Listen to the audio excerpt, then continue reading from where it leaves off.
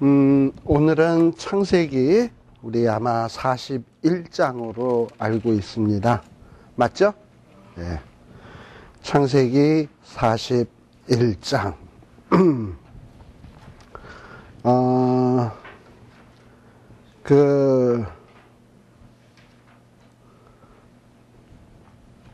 이 창세기 41장은요, 이 하나님이 이 정하신 일을 얼마나 주도 면밀하게 치밀하게 이루어 가시는가, 그리고 확실하게 이루시는가 하는 것들을 이 요셉의 사건을 통해서 보여주는 내용입니다. 특별히 여기 41장에서 1절에서부터 보게 되면 바로가 꿈을 꾸는 이런 내용들이 나오는데요. 이 바로가 꾼 꿈을 이 애굽에 난다긴다고 하는 어떤 박사들, 술객들 하나도 못 풀어.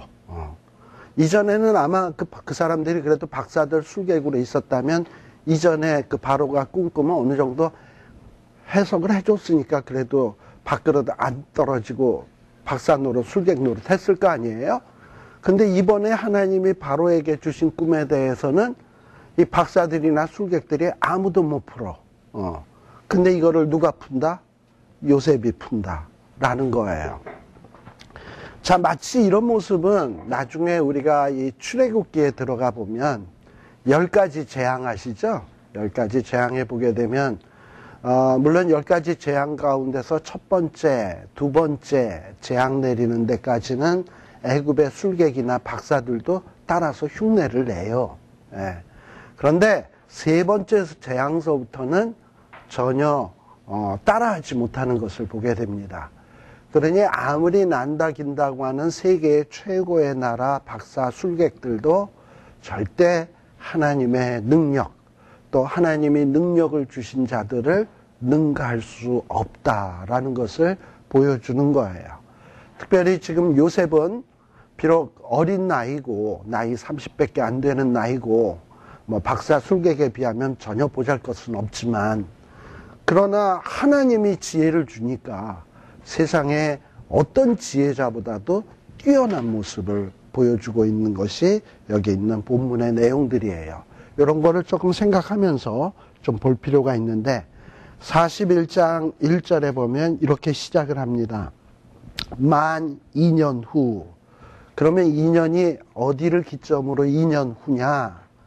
요셉이 감옥 안에서 술 맡은 관원장, 떡 맡은 관원장의 꿈을 해몽해 주죠. 그리고 이 사람들은 3일 뒤에 곧 석방이 됩니다. 그랬는데 이 술 맡은 관원장은 내가 나가서 꿈대로 다 되면은 뭐 기억해 주겠노라 서로 뭐 이렇게 얘기가 있었는데 나와서 싹 다 잊어먹었어요. 그러고서 세월이 몇 년이 흘렀냐? 2년이 흐른 거예요. 2년이 흐르고 그 다음에 누가 꿈을 꾸게 되었냐? 바로가 꿈을 꾸게 되는 일로 시작을 합니다. 우리가 보통 요셉은 애굽에 팔려간 때가 몇 살이냐 하면은 17살에 노예로 애굽에 팔려가게 되고, 또 팔려가자마자 보디발의 집에 들어가서 종살이를 하죠. 그러면서 오랜 세월 아마 보디발의 집에 있었던 것 같아요. 17살에 들어가가지고. 그리고 감옥살이는 한 몇 년 하냐? 3년 정도. 자, 그러면 보디발의 집에 17살에 가서, 그리고 지금 바로가 꿈꿀 때는 30세니까, 17살에 가서 한 10년 정도는 보디발의 집에서 종살이를 하면서 직급이 높아져가지고 나중에 보디발의 집 전체를 다스리는 이런 어떤, 집사장이 되었고, 근데 그때 보디발의 아내의 사건으로 인해서 그만 감옥에 가서 3년 동안 있게 되고, 또 감옥에 들어가서 처음 1년 있다가 술 맡은 관원장, 떡 맡은 관원장의 꿈을 해몽해 주고, 근데 이 사람들이 석방되고서도 꿈을 잊어먹고, 그러고서 2년 뒤에 요셉의 나이가 30이 되었을 때에 바로가 꿈을 꾸게 되었다라는 얘기입니다. 특별히 이렇게 요셉이 나이 30에 바로가 꿈을 꾸었다라는 것은 참으로 의미가 있는 일이었다라고 지난번에 말씀드렸을 거예요. 왜냐하면 보통 이런 관원으로 나서게 되고 공식적으로 일하게 될 때 인정받을 수 있는 나이가 나이 30이거든. 예수님도 그래서 공생애를 나이 30에 시작을 하셨고요. 제사장들도 보면 나이 30이 돼야 제사장 일을 할 수 있었어요. 이런 면에서 요셉이 나이 30이 될 때까지 하나님이 바로에게 꿈을 주는 것을 연기하고 딱 이렇게 있다가 나이 30이 됐을 때 딱 타이밍에 맞춰서 이렇게 꿈을 꾸게 했다라는 거예요.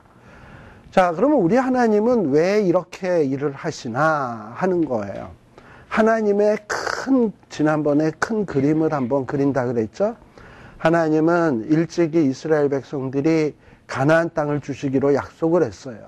그래서 아브라함이 가나안 땅으로 이사 와서 아브라함, 이삭, 야곱에 이르기까지 가나안 땅에서 뭐 가끔 애굽에 가다가 혼날 뻔 적이 있고 블레셋으로 가다가 혼날 뻔 하는 적도 있습니다만 비교적 이 가나안 땅을 그다지 떠나지 않냐고 그 근처에서 맴돌면서 살고 있었어요. 그러나 하나님의 계획은 그 가나안 땅에서 잘 사는 건데 이 가나안 땅에 가나안 사람들하고 이스라엘 사람들이 자꾸 섞이기 시작을 하니까 하나님이 이스라엘 백성들을 잠시 애굽으로 옮겼다가 다시금 가나안 땅에 돌아올 계획을 세우신 거예요. 근데 그 계획을 이미 누구한테 보여주셨냐? 아브라함 때. 그래서 창세기 15장에 보면 너희가 애굽에 들어가서 400년 동안 있게 된다. 또 거기에서 종살이 한다. 4대 만에 나온다. 뭐 이런 얘기를 이미 아브라함 때 창세기 15장에 약속을 했거든요. 그러니까 하나님의 계획에는 이스라엘 백성들이 애굽에 가야 되는 거야, 어느 때인가. 근데 애굽에 가려면 터도 절도 없이 가면 뭐 합니까? 거기에 누가 먼저 자리를 딱 잡고 있어서 땅도 마련해 놓고 살만한 이런 어떤 권세와 힘이 있어야지. 그래서 하나님은 그렇게 해서 그 터도 절도 이런 거를 마련할 자로 누굴 점 찍어 놓으신 거냐? 요셉을 점 찍어 놓은 거예요. 근데 이 요셉이 그런 일을 하려면 몇 살 때 비로소 할 수 있냐? 30이 돼야 가능한 거거든. 그러니까 요 30세 될 때까지는 보디발의 집에서 나중에 총리가 되었을 때 총리 일을 하려면 재정, 경제, 뭐 여러 가지 사무, 그리고 사람들 관리하는 거, 뭐 이런 것들을 미리미리 준비를 해야 되잖아. 그래서 그 공부를 보디발의 집에서 몇 년 했다? 10년. 그 다음에 또 깜빵 안에서 인맥을 쌓아야 되잖아. 그래서 3년. 그리고 또 깜빵 안에서도 여러 가지 사무행정 같은 거 담당했을 거 아니에요. 그래서 13년 동안을 요셉을 준비를 시킨 거예요. 그리고 나이 30이 되자 비로소 하나님은 이제 때가 돼서 요셉을 총리 대신으로 만드는 계획을 시작해야 되겠다 해가지고 하나님께서 바로에게 꿈을 주었다라는 겁니다. 자, 그런데 이 바로는 누구냐? 우리가 지난번에도 얘기했습니다만 본토 애굽 사람이 아니고 저 이방 족속, 셈 족속의 후손인 힉소스족이라고 말씀을 드렸죠. 그래서 이 힉소스족이어야 요셉을 좀 이렇게 요셉에 대해서 반감을 갖지 아니하고 이렇게 포용하면서 총리 대신을 만들 수 있지. 본토 애굽 사람 같으면 그런 생각 꿈도 꿀 수 없는 거예요. 그러니 하나님께서는 벌써 이전서부터 힉소스족을 준비시켜 가지고 강대하게 만들어서 애굽을 점령해서 애굽의 왕 노릇하도록 미리 딱 만드신 거야. 그러니까 우리 하나님이 하시는 일이 얼마나 주도 면밀하게 세상 왕들의 역사도 주관하시고 애굽의 역사도 주관하시고 요셉과 야곱의 가정의 일도 역사하셔서 하나님이 목표하신 그 계획으로 하나씩 이루어 가신다. 우리가 바둑을 잘 도는 사람을 보면 돌 하나를 놓을 때도 아무 의미 없이 놓는 게 없잖아. 요걸 요렇게 놓으면 요 돌 가지고는 뭘 어떻게 할 거고 요 돌로는 뭘 할 거고 이건 미리미리 다 포석을 깔고 이렇게 놓듯이 우리 하나님께서 이 요셉을 통해서 하시는 일을 보면 굉장히 주도 면밀하다라는 것을 우리가 볼 수 있습니다. 자, 그리고서는 41장 요 2절에서부터는 본격적으로 이 바로의 꿈이 나오는데요. 우리가 이미 말씀드렸지만 요셉의 인생은 어떻게 보면 꿈에서 시작해서 꿈으로 끝난다고 해도 과언이 아닙니다. 꿈이 그의 인생에 있어서 굉장히 중요한 역할을 하는데, 요셉이 꾼 꿈의 세 가지 중요한, 꿈과 관련된 세 가지 중요한 것은, 첫 번째, 어린 시절에 꾸었던 두 가지 꿈. 별집단들이 자기에게 절한다. 별들이, 또 해달이 자기에게 절한다. 어린 시절에 꾸었던 꿈. 또 우리 감옥 안에서 술 맡은 관원장의 꿈, 떡 맡은 관원장의 꿈. 그것도 또 두 가지였고, 그 다음에 지금 41장에서부터 보면은 바로의 꿈도 두 가지예요. 하나는 소가 파리 한 소, 살찐 소, 근데 파리 한 소가 살찐 소 잡아먹는 꿈. 또 하나는 또 볏집단이 있는데 파리한 볏집단, 또 튼실한 볏집단이 있는데 파리한 볏집단들이 이 튼실한 볏집단들을 다 삼키는 이런 내용의 꿈들을 꿉니다. 그러니까 어린 시절도 두 개, 감옥에서도 두 개, 또 바로의 꿈도 두 개. 왜 이렇게 두 개씩 반복이 되느냐? 하나님이 이렇게 꿈을, 사실은 같은 내용 아닙니까? 요셉이 어린 시절에 볏집단이 절하는 거나 별들이 절하는 거나, 요지는 요셉이 나중에 높은 총리 대신이 돼서 형제들이 절하게 된다라는 꿈 아니겠어요? 근데 사람이 꿈을 한 번을 꾸게 되면 무슨 생각을 한다? 이거 혹시 개꿈 아니야? 그래서 한 번 더 주심으로 해서 뭘 한다? 확인사살. 확인을 해주는 거죠. 그래서 이렇게 꿈이 반복되는 것은 뭐냐면, 요셉의 꿈은 반드시 이루어진다라는 것을 확신시켜 주는 거예요. 그리고 이 술 맡은 관원장, 떡 맡은 관원장의 꿈도 두 번, 어떻게 보면 요셉은 이렇게 꿈을 해몽할 수 있는 능력이 있다는 것을 두 사람을 정확하게 맞춤을 통해서 요셉은 꿈을 해몽할 수 있는 능력이 충분히 있다. 예를 들면 술 맡은 관원장의 꿈만 맞았는데 술 맡은 관원장만 나가서 했다. 그거 요셉이 그거 어쩌다가 뒤로 가다가 소가 뒷걸음치다가 쥐잡듯이 요셉이 어쩌다 맞힌 거지. 별로 그렇게 요셉에 대해서 신뢰할 수 없었을 거예요. 근데 술 맡은 관원장이 자기의 꿈도 이루어졌지만 떡 맡은 관원장도 정확하게 그대로 이루어져서 그자는 죽임당하고 자기는 살리움을 당하고, 이런 걸 통해서 요셉이 확실히 하나님으로부터 지혜를 받은 자이고 꿈 해몽할 수 있는 능력이 분명히 있다는 것을 확인한 거잖아. 그렇게 두 번에 걸쳐서 주신 데는 어떤 이 확실함, 이거를 증명하는 거예요. 지금 바로에게도 두 번의 꿈을 주시는 것은 뭐냐? 이후에 애굽에 일어날 일들을 하나님께서 미리 예고해 주시는 것인데, 이것이 꿈 한 번으로 나오면은 그런가 이러는데, 두 번에 걸쳐서 내용은 다르지만 의미는 똑같은 꿈을 두 번에 걸쳐서 주심으로 이제 하나님의 애굽을 통해서 하고자 하는 일은 너무나도 확실한 거다. 근데 이제 이 꿈을 통해서 하나님이 하고자 하는 일이 뭡니까? 단순히 풍년 7년, 흉년 7년, 하나님이 이걸 계획하는 게 아니죠. 하나님은 이 일을 통해서 뭘 하려고 하는 거냐? 이제 이스라엘 백성들을 애굽 땅으로 옮기고, 또 애굽 땅에서 400년이 지나면 거기서 끄집어내기 위한 그거의 그 중간 단계에서 하나님이 하고자 하는 일이 바로를 통해서, 이 꿈을 통해서 지금 하고자 하는 일인 거예요. 그러니까 이거는 단순히 애굽의 7년 흉년, 7년 풍년 해서 요셉이 총리 대신이 되었다, 단순히 이런 정도의 계획이 아니라 엄청난 하나님의 구원 계획의 한 일부분으로서 지금 일어나는 일들 과정에서 일어나는 일이에요. 근데 하나님은 이렇게 일을 한번 정하시면 반드시 그 정한 대로 일을 추진해 가신다는 겁니다. 자, 그래서 지금 이제 바로가 꿈을 꿨죠? 예, 꿈을 꾸는데 2절서부터 꿈의 내용이 나오는데, 이 꿈의 내용이 이 41장에 보면 이 꿈과 관련된 내용이 3번 나와. 첫 번째는 바로가 꿈을 꿀 때의 얘기고, 그 다음에는 또 요셉에게 얘기할 때, 꿈 얘기를 할 때고, 또 요셉이 그 꿈의 내용을 해몽할 때, 꿈에 대한 얘기가, 같은 얘기가 3번이 반복되는 것 같아요. 물론 조금씩 다르긴 한데.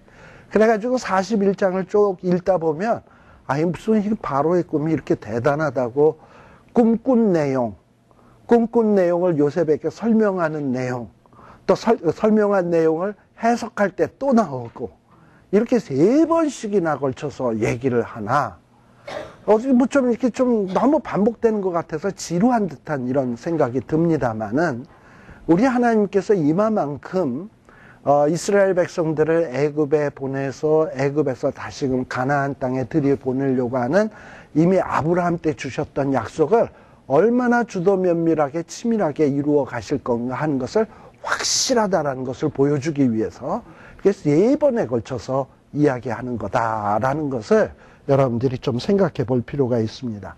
자, 근데 이런 얘기를 지금 이 창세기 41장을 누가 쓴다고요?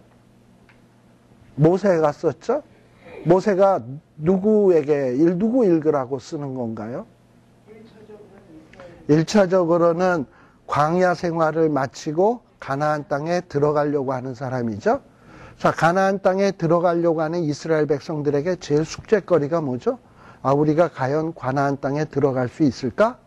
저들은 나보다도 장대한데, 그리고 저 가나안 땅은 과연 하나님이 주고 말고 할 수 있는 하나님이 권한이 있는 자인가? 그리고 하나님은 가나안 신보다도 더 세서 우리를 능히 가나안 땅에 들여보낼 수 있을까? 이것이 가나안 땅에 들어가는 이스라엘 백성들에게 굉장히 궁금한 거거든요. 그리고 이게 조금 의심스럽기도 하고. 그런데 지금 이 창세기 41장 같은 경우에서 이렇게 바로의 꿈을 3번씩이나 반복하면서 봐라. 하나님이 이스라엘 백성들을 애굽 땅에 보냈다가 애굽 땅에서 다시금 가나안에 들어가는 건 언제 한 약속이다? 아브라함 때 한 약속이고, 하나님이 이 일을 이루기 위해서 최고의 나라에 최고의 왕에게 꿈을 이렇게 주었다. 그걸 또 몇 번에 걸쳐서 얘기해? 3번에 걸쳐서 얘기해. 그렇게 해서 이 꿈 사건으로 요셉이 뭐가 된다? 총리 대신이 되었고, 그래서 이스라엘 백성들이 400년을 애굽 땅에서 살게 되었고, 그리고 이것이 이렇게 이루어졌다면 앞으로 가나안 땅에 들어가는 것도 확실하게 이루어질 거다, 안 이루어질 거다? 이루어질 거다. 그러니 너희들이 광야에서 가나안 땅 들어가는 것을 의심하지 마라. 라고 하는 확신을 주기 위해서 지금 이 41장을 이렇게 기록하고 있다. 진부하게, 지루하게, 이렇게 막 질질 끌어서 지금 제가 얘기하듯이 짧은 얘기를 굉장히 이렇게 길어서 얘기하듯이 이렇게 얘기하는 데는 의도가 있는 거예요. 그런 것들을 여러분들이 좀 생각할 필요가 있습니다. 자, 근데 아무튼 여기 이제 바로는 무슨 꿈을 꾸냐? 소에 관계된 꿈을 꿔요. 근데 이 소에 관계된 꿈을 바로가 꾸는 것은 이게 범상치 않은 꿈이야. 왜냐? 이 애굽 사람들은요, 소라고 하는 존재를 마치 힌두교 믿는 사람들처럼 소를 굉장히 신성시하는, 신격화하는 이런 짐승으로 여겼어요. 그러니 꿈에 신격화 여기는 이런 짐승이 나타났다? 그러면 사람들은 무슨 생각을 하죠? 이거 무슨 꿈에 신이 나타났다 이러면은 굉장히 그것은 의미 있는 꿈이잖아요. 특별히 그 애굽 사람에게 있어서 황소는 오시리스라 그래가지고 이 특별히 그 주신이야, 주신. 그리고 암소는 이시스라고 땅과 농사, 그리고 땅에서 나는 이 소출을 관장하는 신이 이시스라고 하는 월신, 암소예요. 특별히 그 오시리스 황소는 이 농사 짓는 방법을 가르쳐준 그런 신이야.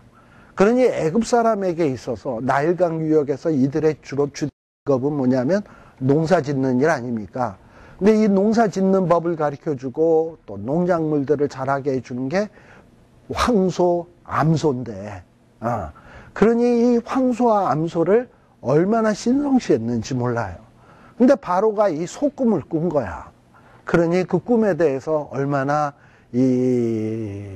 그 마음에 부담이 되었겠습니까? 이 소가 나타났는데, 근데 이게 참 의미가 있을 텐데 했을 거예요. 자, 그런데 그 하수에서, 이 하수는 애굽의 나일강을 가리킵니다.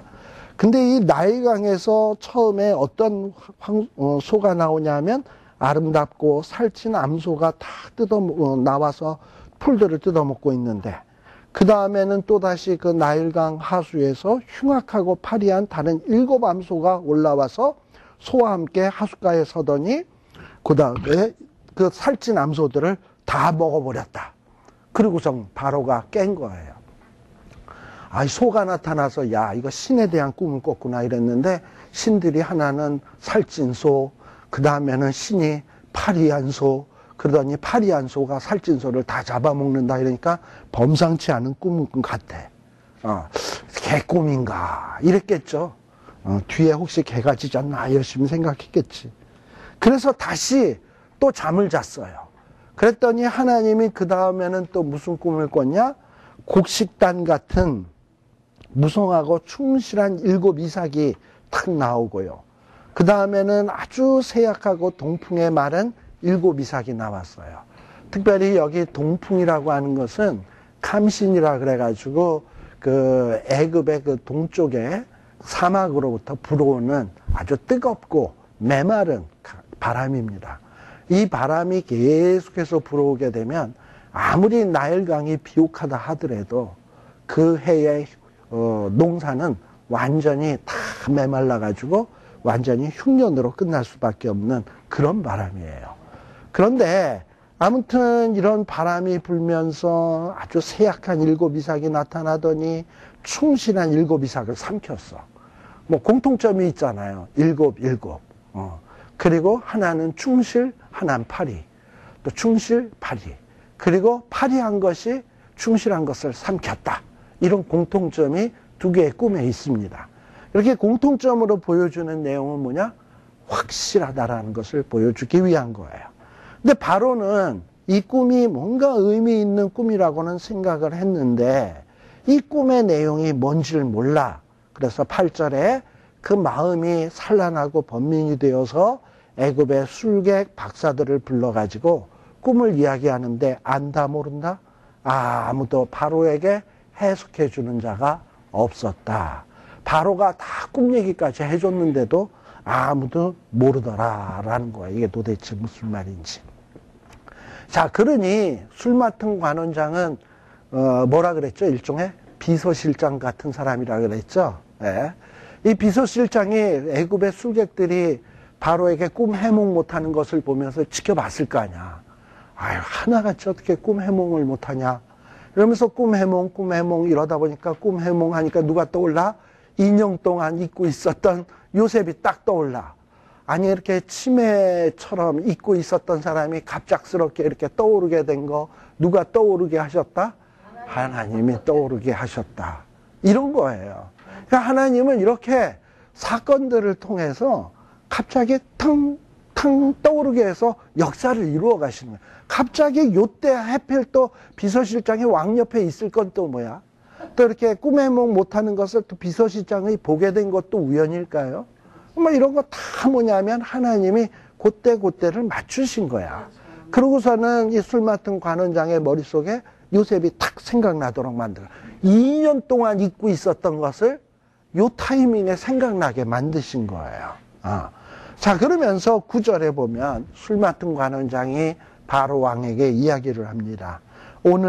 내가 오늘날 나의 허물을 추억하나이다 라는 이야기를 해요. 아니, 도대체 이 술 맡은 관원장이 얘기하는 이 허물이라는 게 뭔가? 아마 2가지로 생각할 수 있을 거예요. 하나는 감방에서 나갈 때 요셉이랑 그냥 깍지를 걸면서 도장까지 찍으면서 당신의 꿈대로 잘 이루어지면 나를 이 억울한 어떤 누명을 쓰고 감옥에 들어와 있는데 나를 끄집어내달라 그랬더니 당근이지 이러고서는 뭐 술 맡은 관원장이 깍지 끼고 도장 찍고 다 했을 거 아니에요.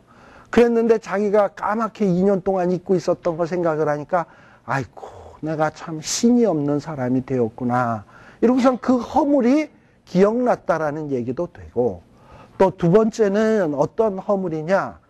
이 과거에 이 술 맡은 비서실장이 왕에게 뭔가 잘못을 해서 깜빵 갔을 거 아니에요. 그 허물로 인해서 내가 깜빵 갔던 것을 기억하고, 근데 그 깜빵에서 있었던 일을 왕에게 고하나이다 하고서는 아무튼 이런 얘기를 하게 된 거예요. 근데 이렇게 추억하게 된 것은 하나님의 역사다라는 겁니다.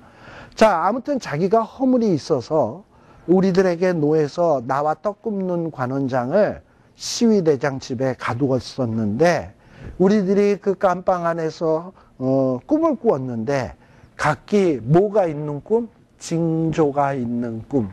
징조라고 하는 것은 일종의 뭐냐면 의미가 있는 꿈. 뭐 아무런 의미도 없는 개꿈이 아니라 아주 그 뭔가 미래를 예시하는 이런 의미가 있는 꿈들을 꿨었다. 그랬는데 그곳에서 그 시위대장의 종된, 여기서 시위대장이라고 하는 이 말도 언급되는 것은 바로는 자기의 시위대장에 대해서 모를 리 없죠. 그리고 시위대장의 종이니까 만일에 그 요셉이 꿈의 행몽을 당한다면 자기 보디바리가 탁 얘기해서 빨리 데리고 가기가 너무 쉽죠. 그래서 이 요셉이 시위대장의 집에 있었다라는 것을 지금 바로에게 구체적으로 얘기를 하고 있는 거야. 시위대장의 종된, 근데 이 소년은 어디 소년이다? 히브리에서 온 소년이다.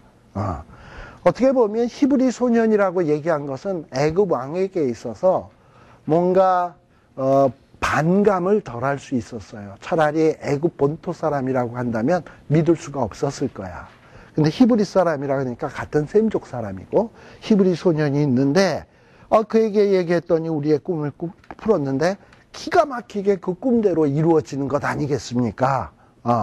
그래서 13절에 그가 해석한 대로 나는 복직이 되었고 떡 맡은 관원장은 해석해 준 대로 그자는 죽임을 당했다. 그러니까 완전히 자기 하나만 꿈이 이루어졌다면 뭐 한 50% 확률밖에 없지만 떡 맡은 관원장의 꿈도 이루어진 것을 얘기한 것을 보면 이건 그냥 이게 보통 꿈쟁이가 아니구나, 꿈의 해몽가가 아니구나 하는 확증이 들게 하는 거잖아요. 이렇게 해가지고 지금 바로에게 얘기를 한 거예요. 자, 그러니까 또 바로는 사람을 보냈겠지. 아마 시위대장 보디발을 보냈을지도 몰라. 보디발을 보내서 요셉을 부르매 그들이 어떻게? 14절에 보면 급히. 그러니까 지금 하나님이 계획하신 일을 이루기 위해서 착착착착착 하면서 굉장히 급한 속도로 진행되고 있는 것을 보게 돼요. 그러면서 급히 이 요셉을 그동안에 3년 동안 요셉은 죄도 없는데 질질 끄면서 감옥 안에 있었는데 바로가 꿈 꾸자마자 이제는 그냥 뭐 즉시 그냥 팍 튀어나오는 거잖아요. 뭐 죄에 대해서 요셉의 죄가 뭐였냐, 증거 있냐 이런 거 따지지도 않고 그냥 꿈 해몽했다라는 그 사실만으로 옥에서 확 나오는 거잖아. 그러니까 참 이게 웃기는 거죠. 뭐 요셉이 억울하냐 안 억울하냐 이런 거 따져보지도 않고 그냥 바로의 꿈과 관련해서 나온 거잖아요. 그러니까 우리가 억울하다 안 억울하다 그걸 갖고 하나님은 해결해 주는 게 아니라 어떨 때는 다른 방법으로도 우리를 충분히 끄집어낼 수 있다는 얘기야. 그래서 옥에서 끄집어 나왔어요. 그리고서는 요셉은 어떻게 하냐? 수염을 깎고 옷을 갈아입고 바로에게 들어왔다. 여러분들 10개 영화 보셨습니까? 10개 영화 보면은 그 찰턴 헤스턴, 모세 역으로 나왔던 찰턴 헤스턴이 있고 그 다음에 바로 역으로 나왔던 율브린너. 율브린너 하면 뭐가 생각나요? 대머리. 그러니까 머리가 하나도 없잖아. 그래서 이 애굽 사람들은요, 이런 왕족들은 털을 다 깎는데 이렇게. 근데 이스라엘 사람들은 어떠냐? 제사장이나 이런 사람들 보면 길러. 나시린도 뭐냐? 머리털을 자르면 안 돼. 그래. 그래서 이 요셉도 원래 어떤 사람이냐? 히브리 사람이잖아. 아브라함의 후손이잖아. 그러니까 머리를 기르는 거예요. 수염도 기르고. 또 어디 있었다? 그 안방에 있었으니까 뭐 자르고 뭐하고 할 게 뭐 있겠습니까? 그런데 이렇게 이방인이 애굽의 최고의 지도자인 왕을 만나러 갈 때 예의를 지켜야 될 거 아니야. 그냥 나는 히브리 사람이니까 내 식대로 산다 하고 이러고 나가면 안 될 거 아니에요. 그래서 이렇게 요셉이 수염을 깎은 이유는 뭐냐? 바로에게 예를 갖추기 위해서 수염을 깎고 그리고 바로에게 나아가게 되는 겁니다. 자, 그리고 바로에게 가서 이제 바로에게 가니까 바로가 요셉에게 이르기를 내가 꿈을 꾸었는데 그걸 해석하는 자가 없다. 당연하죠. 하나님이 주신 꿈인데 하나님이 해결해 주지 않으면 어찌 알겠어. 그렇잖아요. 그니 애굽의 술사들이나 박사들이 해결할 수 없어요. 그런데 술 맡은 관원장의 이야기를 들어보니 너는 꿈을 들으면 다 해석한다더라. 그런 능력이 있다더라. 그러면 뭐 우리 같으면 어떻게 하겠습니까? 요셉 같으면 제가 한 꿈 해석하는 것 좀 하죠. 제가 꿈 해석하는 거는 뭐 좀 하죠. 이러고서는 한번 의시될 수 있는데, 이 요셉의 모습을 보면 뭐라 그러냐? 16절에 보면 담대하게 내게 있는 것이라, 이렇게 꿈을 해목하는 능력은, 이는 이런 꿈을 해석할 수 있는 능력은 내게 있는 것이 아니라 하나님이 바로에게 평안한 대답을 하시는 것이다. 즉 꿈을 해몽하는 것은 내게 있는 것이 아니라 하나님이 해주시는 것이다 라는 것을 분명히 드러낸 거예요. 우리가 이 칼빈, 제가 결혼할 때 저를 주례했던 목사님이 한 분 계세요. 장경도 목사, 그럼 주례할 때 목사님이 한 분 계셔야지. 주례할 때 목사님이 여러 분 계시면은 결혼을 여러 번 한 거 되는 거잖아. 자, 근데 아무튼 주례할 때 목사님, 장경도 목사님이라는 분이 있는데, 그분이 늘상 하는 말 가운데 제 마음속에 남아있는 말이 하나 있는데, 수고는 내가 하고 영광은 하나님께. 근데 우리는 보통 어떤 식이냐 하면, 수고는 하나님이 하고 영광은 내가. 이쪽이 많거든요. 근데 지금 요셉은 어떠하냐? 꿈 해몽해줬잖아, 사실은. 근데 그래서 뭐 자기 잘난 체 하는 게 아니라, 그 꿈 해몽하는 능력은 내게 있는 것이 아니고 하나님께 있나이다 하면서 모든 영광을 누구에게 돌리고 있다? 하나님께 돌리고 있고 나는 아무것도 아니다. 이러면서 이런 모습을 보이는 거예요. 우리가 사람의 제일 되는 목적이 무엇이뇨? 하고 세례문답할 때 묻죠. 그러면 하나님을 영화롭게 하고 영원토록 그를 즐거워하는 것입니다 라고 고백을 하는데, 바로 이런 태도가 정말 결정적인 순간에 영광을 하나님께 돌리고 나는 아무것도 아닙니다, 하나님이 은혜 베풀어서 했을 뿐입니다 라고 하는 이런 자세, 이것이 사람됨의 올바른 자세라고 할 수 있어요. 바로 요셉이 이런 얘기를 하는 거지. 근데 이 요셉은 바로에게 굉장히 예의 바르게 얘기를 해요. 그런데 하나님이 당신에게 꿈의 뜻을 알려주실 텐데 아마도 그 꿈의 내용은 어떻다? 평안한 대답을 하시리라. 자, 이 얘기를 보면 요셉은 이미 이 바로의 꿈의 내용의 해몽에 대해서 이미 다 알고 있죠. 그러니까 평안한지 길몽인지 흉몽인지 딱 아는 거잖아. 어쨌든 다 알고 있는 거야. 자, 그러고서는 앞에 꿈 얘기 또 나왔는데, 또 17절에서부터는 또 이 바로가 요셉에게 자기가 꿨던 꿈을 또 설명해 줘야 되잖아. 또 나와, 지겹게. 자, 그래서 뭐 또 나오는 내용은 뭐 그렇고요. 자, 그런데 거기에서 조금 다른 것이 뭐냐 하면은 21절. 이 흉악한 소가 처음 일곱의 살찐 소를 먹었는데 먹었으나 먹은 듯 하지 아니하여 여전히 흉악하더라 라는 말이 있죠. 요게 앞에 내용에는 없는 내용이었습니다. 그러니까 아마 꿈의 내용을 요셉에게 설명을 하다 보니까 좀 더 구체적으로 설명을 한 것 같아요. 요는 뭐냐? 흉악한 놈이 살찐 놈을 먹었는데 여전히 먹었으면 살이 쪄야 되는데 여전히 흉악하더라. 그러니까 이거는 앞에 처음에 7년 풍년이 있으나 뒤에 오는 7년 흉년이 오면 7년 흉년이 앞에 있었던 7년 풍년을 거의 풍년이 있었나 없었나 하는 걸 기억 못할 정도로 극심한 흉년이 오게 된다는 것을 지금 보여주는 내용입니다. 또 그 다음에 또 22절에서부터 쭉 보면 일곱 이삭에 대한 얘기가 나오는데, 자, 이 일곱 이삭의 얘기도 마찬가지의 내용이에요. 아주 세약한 이삭이 좋은 일곱 이삭을 삼키었다. 자, 그래서 이 요셉은 이런 바로의 이야기를 듣고 해석을 하기 시작을 합니다. 25절. 바로의 꿈은 뭐다? 두 개를 꿨지만 내용은 뭐다? 하나다. 그리고 이 하나는 뭐에 대한 일이냐? 자, 뭐에 대한 일이냐 하면은 애굽에 있을 일입니까? 잘 보세요. 25절 보세요. 꿈의 내용은 하나예요. 그런데 앞으로 애굽에 일어날 일을 보이겠다는 거예요? 아니면은 하나님이 그 하실 일을 보이겠다는 거예요? 하나님이 하실 일이에요.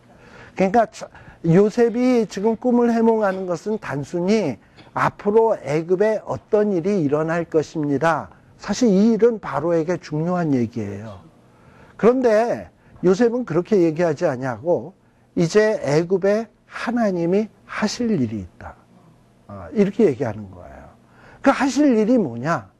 하나님은 이스라엘 백성들을 애굽 땅에 잠시 와서 흉년을 면하도록 만들어줘야 돼.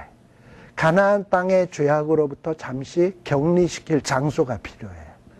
그래서 애굽 땅에 와서 거해야 돼. 그러기 위해서는 요셉은 뭐가 돼야 돼? 총리가 되어야 돼. 또 총리가 돼서 바로에게 인정을 받아야 돼. 그래서 고센 땅을 얻어내야 돼. 그래서 이스라엘 백성들이 거기서 살도록 해야 돼. 그리고 애굽 땅에서 잘 먹고 잘 지내다가 이스라엘 백성들이 때가 되면 나와야 돼. 그리고 이스라엘 백성들은 어디 가야 돼? 가나안 땅에 가야 돼. 이게 지금 하나님이 이스라엘 백성들에게 하시고자 하는 일이에요. 이 일을 하기 위해서 하나님은 애굽도 이용하실 거예요. 그래서 하나님이 애굽을 이용하시기 위해서 애굽에 하실 일에 대해서 설명하는 거예요.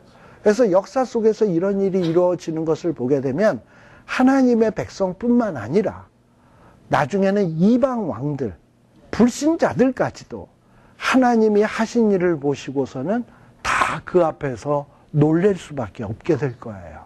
아, 하나님은 저렇게 자기가 정하시고 계획하신 일들을 주도 면밀하게 이루어 가시는구나 하는 것을 확실히 깨닫게 되는 겁니다.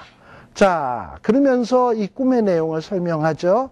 우리가 아까 얘기했습니다. 좋은 암소 7회, 7 좋은 이삭도 7회, 그 다음에 파리하고 흉악한 7소 7년, 동풍에 말라 속이 빈 7 이삭도 7회 흉년. 그러니까 하나님이 이제 이스라엘 백성들을 그렇게 아주 거대한 계획을 이루기 위해서, 그러기 위해서는 요셉이 인정받으려면 뭔가 요셉이 참 행정가고 지혜가고 이런 걸 보여주려면 애굽에는 뭐가 들어야 되냐면 풍년과 흉년이 들어서 그 일을 통해서 이 요셉이 뭘 이루어야 되냐면 행정력을 보여줘야 돼요. 여러분들 그 꿈 한번 해몽했다고 총리 대신이 된다? 그리고 계속해서 그 총리 대신이 자기 그 가족들 초청장 보내가지고 이민 데리고 왔는데 400년 동안 그냥 거기에서 잘 먹고 잘 살게 한다? 이게 쉬운 얘기겠습니까? 아니죠. 최소한 14년에 걸쳐서 이 요셉이 그 지혜가이고 예언가이고 행정가이고 모든 것을 정말 주도 면밀하게 치밀하게 잘한다라는 걸 보여줘야 왕에게 인정받을 수 있고 또 애굽의 국민들에게도 아, 저 사람의 집안, 저 사람의 백성 무시 못하게 되는 거예요. 그런데 그렇게 보여줄 수 있는 테스트 기간이 한 14년 정도는 돼야 되지 않겠어요? 그렇잖아요? 그럼 7년 흉년, 풍년 들었을 때는 요셉은 뭐하냐?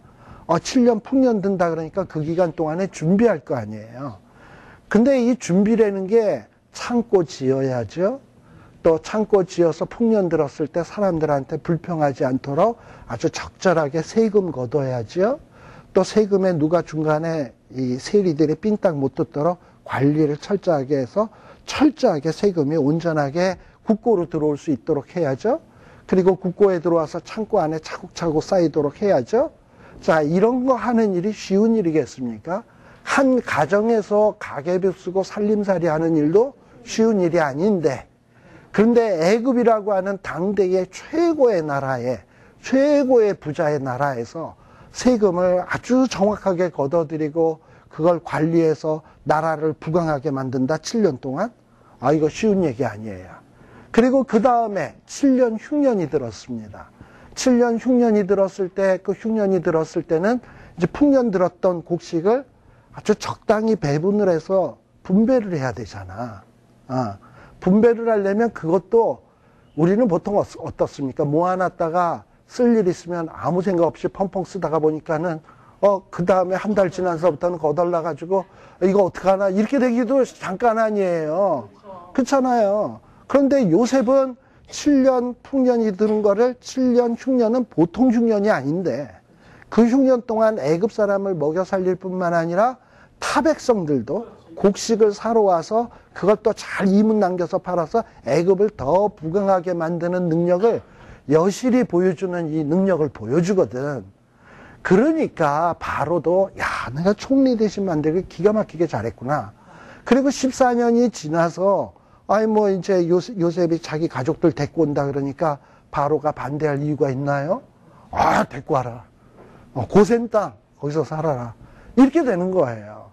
자, 그러니까 하나님이 뭐 예를 들면 1년 흉년, 1년 풍년, 1년 흉년 이렇게도 할 수 있는데 좀 이렇게 길게 잡은 것은 뭔가 요셉이 확실하게 정말 지혜자고 행정가이다라는 것을 보여주기 위해서 또 한 14년 동안 이렇게 흉년이 들어야 극심한 흉년이 7년의 흉년이 들어야 이방 나라에서도 곡식 사러 올 거 아니에요. 그때 애굽 사람들은 타민족이니까 많은 이윤을 남기고 또 곡식을 팔 수 있잖아. 그러면 애굽이 부강해지잖아. 그러면 요셉은 얼마나 애굽의 1등 공신이 되는 겁니까? 그러니까 하나님이 이런 일을 하시기 위해서 지금 바로에게 이 꿈을 주시는 거야. 그리고 이 꿈을 이루어지게 하시는 거야. 그리고 이 꿈의 내용을 누구에게 해석하게 하신다? 요셉에게 해석하게 하시는 거예요. 그래서 요셉을 인정받도록 하게 하는 거예요.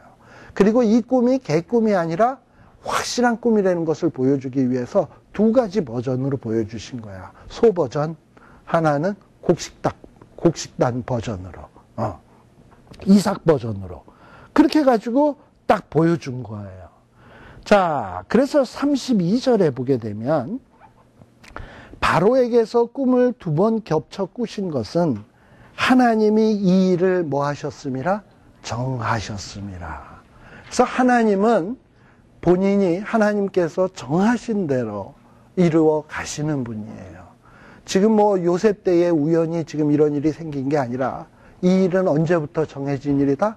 아브라함 때 내가 가나안 땅 준다, 후손 준다, 함께 하겠다 이 약속 하셨거든요. 바로 그 약속을 이루기 위해서 지금 이 일들이 부수적으로 일어나고 있는 거예요. 하나님은 절대 이 세상에 일어나는 일을 우연하게 하지 않는 겁니다. 자, 그런데 이 요셉이 탁월한 점은 뭐냐? 이렇게 지금 바로가 요구한 건 뭡니까? 꿈의 내용의 뜻을 얘기해 달라는 거였잖아. 그럼 뜻만 얘기하면 돼요. 근데 요셉은 거기서 끝나지 아니하고 대책. 꿈의 내용이 이러할진데 그러면 당신께서는 무엇을 어떻게 준비해야 하는가 하는 대책까지도 제안하는 거야. 그러니까 우리 하나님은 우리가 하나를 요구하면 하나 주시냐? 하나님, 바로의 꿈의 내용이 뭡니까? 그러면 뜻만 딱 가르쳐 주냐? 뜻도 가르쳐 주고 거기에 대한 대책까지도 주시는 거야. 그러니까 하나님은 주시되 복을 주시되 어떻게 주시냐? 눌러서 넘치도록 주시는 하나님이에요.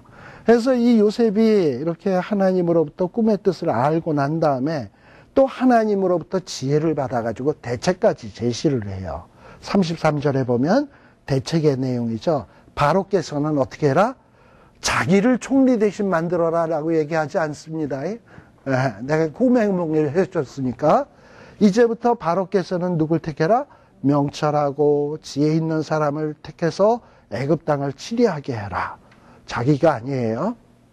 그리고 또 바로께서는 또 이같이 행하사 국중에 여러 관리들을 두어 그 7해 풍년에 애굽 땅에 5분지 1을 거두되 아주 수치까지도 정확하게 뭐 5분지 1을 거두되 그 관리로 장차올 풍년의 모든 곡물을 거두고 그 곡물을 바로의 손에 돌려 양식을 위하여 각 성에 적치하게 하소서.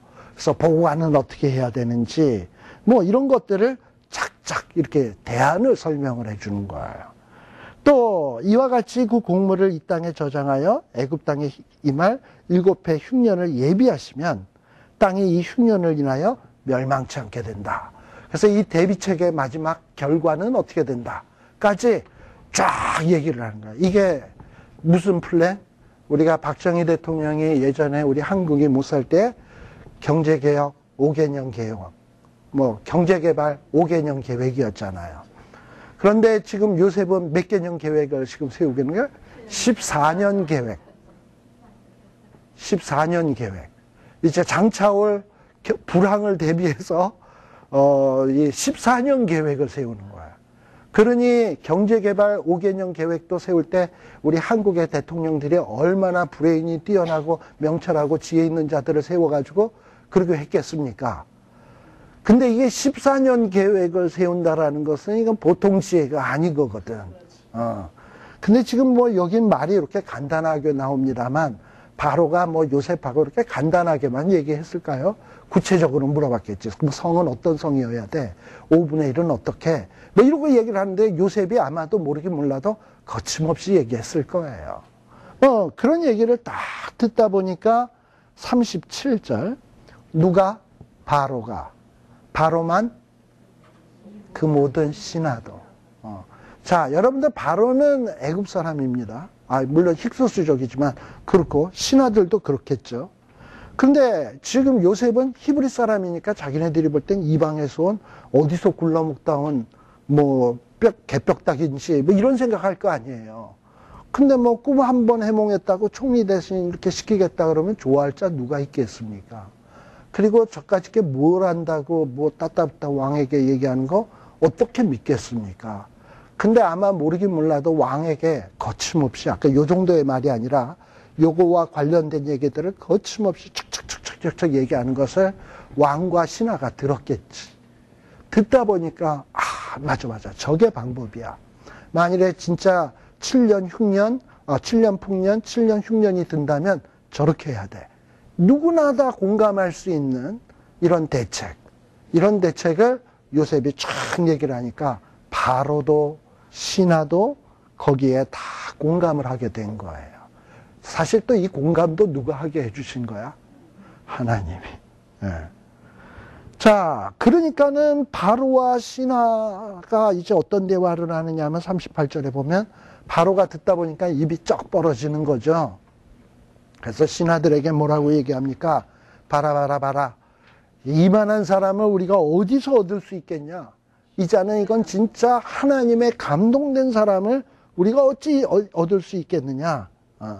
우리가 아무리 눈을 비비고 찾아봐도 이렇게 하나님이 이 모든 것을 요셉에게 보이시는데 이 요셉같이 명철하고 지혜 있는 자가 없다. 이러면서 요셉에게 엄청난 직책을 하사하는 거예요. 너는 내 집을 치리하라. 이게 뭐 궁궐만 치리하라는 얘기가 아니라 이 왕은 내 집 하면은 뭐냐면 자기 나라야. 우리가 보통 이스라엘 하면은 보통 뭐라고 얘기를 하냐면 유다 나라, 이스라엘 나라 하면은 다윗의 집이라고 얘기를 해요. 또 이 솔로몬 왕 때 나라가 두 동강이 났죠. 북이스라엘과 남유다로 나누어졌을 때 북이스라엘을 이방 사람들이 지칭할 때 뭐라 그랬냐 하면 오므리의 집이라고 얘기를 해요.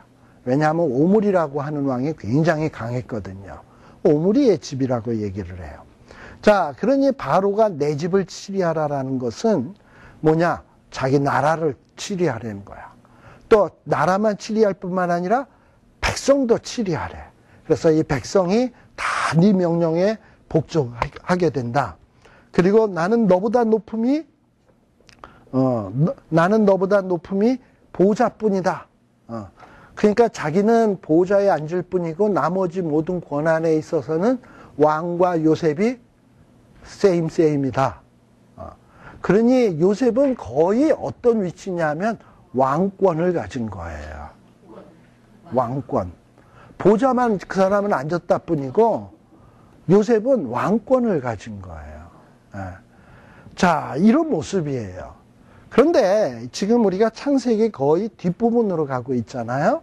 뒷부분으로 가고 있는데 우리 하나님이 창세기 1장에서 얘기했던 것을 조금 기억할 필요가 있어요. 뭐냐면 창세기 1장 26절, 27절, 28절에 보면 사람을 창조하시고 하신 명령이 있어요. 생육하고 번성하고 땅에 충만하고 정복하고 다스리라. 그래서 하나님은 자기가 창조한 사람이 뭐 하기를 원하냐? 하나님처럼 세상을 다스리기를 원하셔. 그런데 그동안에 아브라함, 이삭, 야곱까지 이들이 이 가나안 땅에서 주도적인 역할을 하면서 뭐 다스리기까지라고는 얘기 못하죠. 예. 그리고 뭐 노아도 세상을 다스렸다? 그것도 좀 아니죠. 또 에녹도 훌륭하긴 한데 다스렸다? 뭐 그렇게 볼 수는 없죠. 그런데 이제 이 다스리는 모습으로 슬슬 등장하기 시작하는 게 누구서부터? 요셉서부터 이런 모습이 등장하는 거예요. 즉 이 얘기는 뭐냐? 이제 하나님이 본격적으로 무슨 사역을 시작한다? 인간에게 대한 구원 사역을 시작하는 거야. 그래서 요셉을 통해서 애굽을 다스리고 또 애굽에서 이스라엘 백성들이 머물다가 그 백성들이 가나안 땅에 와서 다스리고 그러면서 복의 근원이 되고 또 여세를 몰아서 세상을 다스리고 이렇게 되기를 하나님이 원하고 있는 거예요. 근데 그 일을 지금 시작하고 있는 거예요. 자, 그래서 요셉에게 너로 애굽 온 땅을 총리하게 하노라 41절. 그러면서 말로만 이룰 수 있잖아요. 그러니까 이 바로는 뭘 증명하기 위해서 뭘 뽑아준다? 인장, 도장을 딱 뽑아줘. 보통 이 인장 반지는 뭐냐면 왕이 결제할 때 이 반지에 여기에 이렇게 돼 있는 게 도장이에요. 그래서 이렇게 찍으면은 그게 도장이 되는 거야. 근데 그건 왕이 끼고 있어야 되는데 아까 보자만 차이가 난다 그랬잖아요. 인장 반지를 빼서 누구에게 줬다? 요셉에게 줬다. 그러니까 요셉은 왕이야. 왕권을 가지고 그냥 결제도 왕이 하는 거야. 그 다음에 또 뭘 입혔다? 세마포 옷. 보통 이 세마포 옷은 왕이나 제사장들이 입는 옷이에요. 특별히 그 이스라엘 백성들 가운데서도 제사장들은요, 세마포 옷을 입어요. 왜 세마포 옷을 입냐 하면은 이 제사를 드리러 제사장이 이 단에 지성소나 이런 데 갈 때 땀을 흘리면 부정해. 그래가지고 이 제사장들은 땀을 안 흘리도록 하기 위해서 시원한 옷감을 써야 돼요. 근데 이 세마가 일종의 우리 그 모시 같은 거 있잖아요. 마. 그런 거라서 구멍이 숭숭숭숭 뚫려서 바람이 술술술 통하는 통풍이 잘 되는 옷이에요. 그래서 이 왕들이나 제사장들이 시원하게 땀 안 흘리게 입는 옷이 세마포 옷입니다. 아무나 입을 수 있는 옷이 아니에요. 그런데 요셉에게 바로 이런 옷을 입히고 또 금사슬을 목에 걸었다? 금사슬은 뭐와 같은 거냐면 여러분들 이북에 뭐 김일성이나 김정일이나 김정은이 나올 때 보면 옆에 그 군복 입고들 쫙 나라비로 서 있는 사람들 있죠. 근데 그 사람들에 보면 눈에 띄는 게 뭡니까? 가슴팍에 보면 뭘 치렁치렁 이렇게 잔뜩 달았잖아. 훈장. 그러니까 이 사람은 이렇게 이 나라의 공적을 많이 세운 사람이다라는 것을 보여주는, 외적으로 보여주는 게 이게 훈장이에요. 그런데 애굽에서는 그 훈장 대신에 뭘 걸어주냐? 금사슬. 치렁치렁 이런 금사슬을 걸어주는 거야. 그러니까 이 요셉이 금사슬을 쫙 걸고서는 인장반지 끼고 세마포 옷을 입고 탁 나서게 되면 백성들이 볼 때 껍벅 죽지 않겠습니까? 그러니까 바로는 요셉에게 말로만 뭐 내가 총리 되게 해줄게, 내가 잘해줄게, 이게 아니야. 그냥 다 주는 거야. 또 43절에 보면 뭘 주었냐? 자기에게 있는 버금수레, 왕의 수레까지 내주었어요. 근데 이 버금수레는 뭐냐면 왕의 수레가 있고 왕의 바로 그 밑에 있는 사람이 뒤에 보좌하면서 따라가는 수레 있죠. 그러니까 이 자는 2인자다라는 것을 볼 수 있는 그런 수레가 버금수레야. 그래서 이 버금수레에다가 탁 태우고 가게 되면 백성들이 뭐냐? 물러거라. 누구 총리 행차시다 하면은 사람들이 그냥 그 앞에 쫙 머리를 조아리잖아요. 이렇게 만들어 주신 거예요. 그래서 요셉이 어떻게 되었다? 애굽 전국을 총리하게 되었다. 또 그뿐만 아니라 44절 보세요. 바로가 요셉에게 이르되 나는 바로라 애굽 온 땅에서 내 허락 없이는 자기 허락 내 허락 요셉의 허락 없이는 수족을 놀릴 자가 없다. 얼마나 대단한 축복입니까? 또 거기에다가 보통 왕들이 신하를 치하할 때 이름을 또 하사하잖아. 그러면서 이름을 뭐라고 했냐 하면은 사브낫 바네아다라고. 근데 이게 생명과 관련된 이름이에요. 사브낫 바네아라는 말이 생명과 관련된 말. 사브낫이라는 말은 정확하게 무슨 뜻인지는 모르지만 보통 유지자, 유직해 한 자. 그래서 생명을 유직해 한 자라는 뜻으로 사브낫 바네아다라고 이름을 져주고, 또 보디베라의 땅, 애굽의 제사장인 보디베라의 딸 아스낫을 아내로 삼게 했어요. 보통 왕족이 결혼할 때는 왕족끼리 결혼하거나 혹은 이 애굽의 그 제사장의 딸하고 결혼을 해요. 애굽의 왕족은 아무나 하고 결혼 안 해요. 일반 백성하고는 결혼 안 해. 그런데 지금 요셉에게 왕족이나 할 수 있는 신부감을 주는 거예요. 제사장의 딸, 아스낫이라고 하는 이 딸을 주는 겁니다. 자, 그러니 이 요셉이 얼마나 정말 영광스러워진 겁니까? 근데 이 말씀을 보다 보면 뭐가 생각이 나냐 하면 우리 예수님은 근본 하나님의 본체시나 동등되이 여김을 받지 아니하고 종의 형체를 입고 지극히 낮아지셨잖아요. 그래서 죽기까지 사람에게 복종하는 빌립보서 2장의 내용입니다. 그리고 십자가에 죽기까지 그렇게 낮아지셨거든. 그랬더니 누가? 하나님이 그를 지극히 높여 만물을 그 발 아래 무릎 꿇게 하셨다. 이게 빌립보서에 나오는 내용이에요. 그런데 물론 요셉은 하나님과 근본 본체시는 아니지만, 그거는 아니지만 이 요셉도 그야말로 뭐 야곱에게 있어서는 왕자와 같은 아들이었지. 자식 중에서도 가장 으뜸가는 자식이었지. 근데 그 자리를 버리고 종의 형체로 낮아지고 그야말로 억울하게 되고 하마터면 죽기까지 낮아졌는데, 그런데 그야말로 17살에 포로로 종으로 팔려가서 자그만치 17년간을 직사하게 종살이하고 했더니 하나님이 이제 드디어 어떻게 하셨다? 그를 지극히 높여 만물을 그 발 아래 무릎 꿇게 하시고 하는 이런 모습으로 나타나게 돼요. 이렇게 하나님 앞에 죄 없이 종의 자리에 내려가고 고난의 자리에 내려가고 저 밑바닥까지 내려가면 하나님은 시간 문제지 그런 자를 절대로 그 밑바닥에서 비참하게 죽도록 내버려 두지 않습니다. 지극히 높여서 그리고 만물을 그 발 아래 무릎 꿇게 하는 이 자리까지 존귀하게 만들어준다는 거예요. 그리고 그로 인해서 많은 사람들이 생명을 얻게 되는, 생명을 구원하는 구원자로서 쓰시게 되는 거예요. 저와 여러분들이 그런 어떤 쓰임을 받을 수 있었으면 합니다. 뭐 이게 41장이 굉장히 길어요. 좀 간단하게 간다고 갔는데도 좀 이렇게 길었습니다. 잠시 쉬었다 가겠습니다. 아직 안 끝났어요. 네.